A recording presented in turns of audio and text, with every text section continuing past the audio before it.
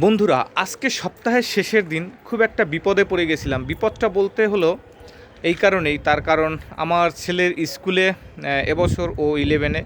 তো 11-এ উঠলে পরেই এখন গভর্নমেন্ট থেকে ওদের একটা ট্যাব কেনা বা একটা ফোন কেনার জন্য একটা টাকা দেওয়া হয়। তো সেটারই আজকে লাস্ট দিন, যে ওর যে ডকুমেন্টসগুলো সেগুলো জমা দেওয়ার তারিখ ছিল।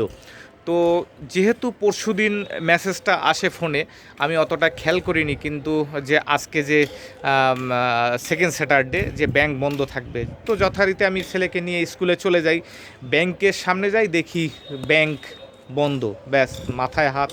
তার কারণ আমার কাছে ছেলের যে আপডেট পাস বইটা সেটা ছিল না। তখন কি করব, যে তখন তো একটা মানে মাথায় একটা চিন্তা এসে গেছে। তখন আমি না ঘাবড়িয়ে কী করলাম, আমার সঙ্গে সঙ্গে হাতে ফোনটা ছিল। ফোনটা এখন যেহেতু সবসময় ওখানে ইন্টারনেটের সঙ্গে একটা কানেক্ট থাকে, তার জন্যই আর কি আমার ওটা করা সম্ভব হয়েছে। আমি সঙ্গে সঙ্গে গুগল প্লে স্টোরে গেলাম। প্লে স্টোরে গিয়ে আমি সেই ব্যাংকের অ্যাপসটাকে ডাউনলোড করার পরে এবার যখন আমি ওটা রেজিস্টার করলাম আমার ফোন নাম্বার থেকে, কারণ যেহেতু ফোন নাম্বারটা আমার দেওয়া ছিল, এবার ওখানে এটিএম কার্ড বা ডেবিট কার্ড চাচ্ছে, কিন্তু সেটা তো ছেলের নেই। তখন কি করে হবে? তখন পিছনে দেখি যে তার আরেকটা অপশন আছে, যে আধার কার্ড দিয়ে সেইটাকে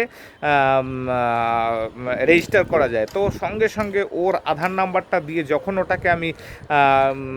ওটাকে সাবমিট করলাম, সঙ্গে সঙ্গে কিন্তু রেজিস্টার হয়ে গেল। রেজিস্টার হওয়ার সঙ্গে সঙ্গে দেখলাম যে পেজটা খুলে গেল। পেজটা খোলার পরে ওখান দিয়ে আমি পাসবুক যেটা আছে ওটা ওখান থেকে সেই আমি ডেট দিয়ে, তারপরে ওর সেই আর আজকের ডেট অবধি একটা আপডেট পেজ মানে পিডিএফ করে ডাউনলোড করে নিলাম। ব্যাস, মানে মাথা থেকে মানে বিশাল একটা বোঝা বেরিয়ে গেল। কিন্তু এবার আমি ওটা বার করব কোথা দিয়ে? শনিবার ম্যাক্সিমাম জেরক্সের দোকানও বন্ধ। তখন ছেলে বলল, বাবা এখানে আমাদের স্কুলের পাশেই একটা জেরক্সের দোকান আছে, ওটা সবসময় খোলা থাকে, পারলে ওখানে চলো, ওখান দিয়ে দেখি জেরক্সটা বার করতে পারি নাকি। তো ওখানে চলে গেলাম। গিয়ে তারপরে দেখলাম ওই ভদ্রলোক ওনার ফোন নাম্বারটা দিল, এবং দেওয়ার পরে আমি আমার যে ছবিটা ছিল ওনাকে আমি হোয়াটসঅ্যাপ করে সেখানে পাঠিয়ে দিলাম, এবং আমাকে কিন্তু বের করে দিল।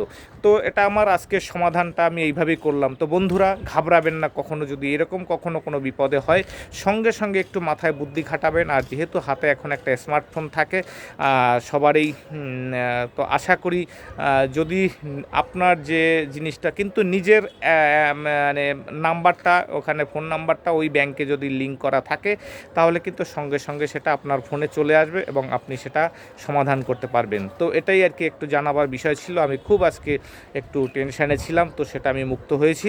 তো বন্ধুরা, ভিডিওটায় এই কথাটাই জানানো ছিল যে কেউ ঘাবড়াবেন না। আশা করি যে কোনো একটা সমাধান সূত্র বের হয়। নমস্কার।